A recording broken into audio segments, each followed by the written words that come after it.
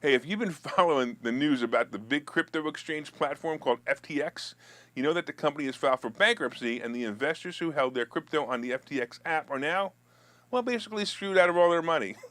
Sam Bankman-Fried was or is the kingpin leader of this company. As the crypto exchange FTX grew and grew, Bankman-Fried was kind of known as the boy wonder. He's currently 30 years old, and up until 5 weeks ago, he was considered one of the richest people in the country. He convinced very high level people to invest in his venture, not only in the cryptocurrency, but the FTX exchange platform. Well, things didn't work out so well this year when FTX exchange came crashing down. The big problem for Bankman Fried is that he may now face many years of jail time. Look, if you hold a company or a fund, you have certain obligations and laws to adhere to as the manager of the CEO of the company. If your investment goes bad and you're following the rules, you're not liable or a criminal, you just had a bad investment, and that's life. Well, Bankman Fried keeps going on social media platforms and he's being interviewed by news outlets and keeps admitting to stupid things that he's guilty for.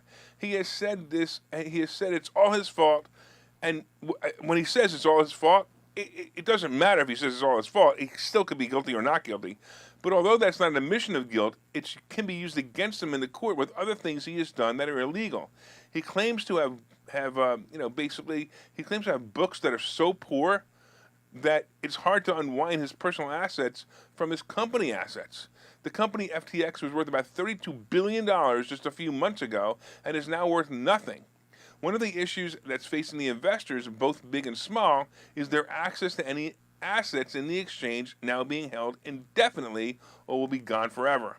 It also appears that Bankman Fried used about $8 billion of the investors' funds to pay some bad debt. This $8 billion is also gone.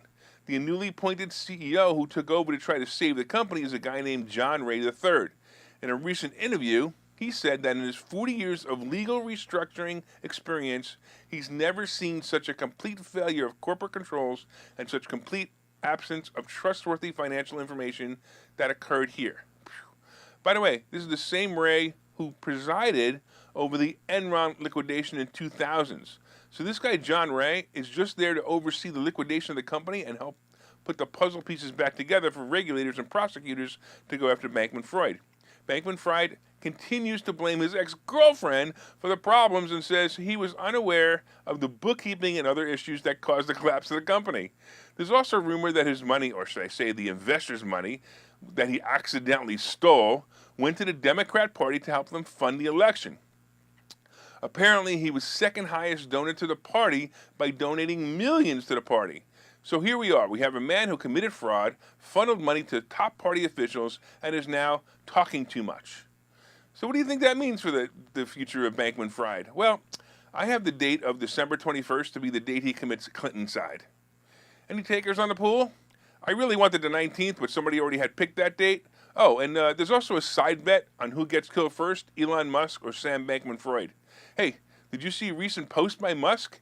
He stated twice on Twitter that he's not suicidal at all. Well, stay tuned after this commercial for a segment that had some technical difficulty yesterday, where I will discuss from the future what happens to Elon Musk when he tests his new flying car concept.